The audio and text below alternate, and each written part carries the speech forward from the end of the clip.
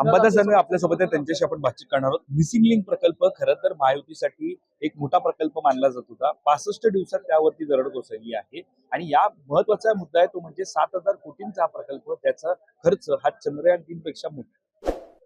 हो, 7,000 कोटीच्या वर खर्चाचा हा प्रकल्प आहे आणि हा मागच्या 10 वर्षांनी 11 वर्षांनी याच्यावर काम चालू आहे.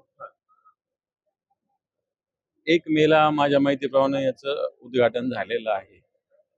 1 मेला आज 60-70 दिवस झाले आणि हा 60-70 दिवसात 7,000 कोटीचा खर्च झालेल्या प्रकल्पावर दरड कोसळते.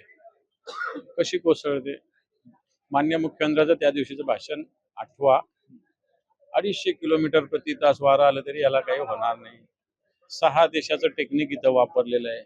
मग एवढं तुम्ही केलं तरी हे कसं पडलं? गुत्तेदार जे म्हणतात 54% जे आहे याच्यामध्ये तसं तर प्रकार नाही हा. आणि मग एवढ्या जर टीका केल्या, जर तुमचं राज्य क्रेडिट घेता तुम्ही, तर अशा ज्या टीका याही सहन करा. तुम्ही म्हणतात की टीका सहन करा, मात्र देवेंद्र फडणवीस म्हणतात की तुम्ही माझ्यावर आरोप करा, मिसिंग लिंक प्रकल्प असेल अशावरती आरोप करू नका, कारण महाराष्ट्राची प्रतिमा त्यातून मलिन होते. जे आरोप करतात त्यांना बघितलं जाईल. काय बघणार आहे? पाप तुम्ही करायचं आणि त्याच्यावर बोलायचं नाही. पाप करायचे आणि ते काय झाकून ठेवायचे का?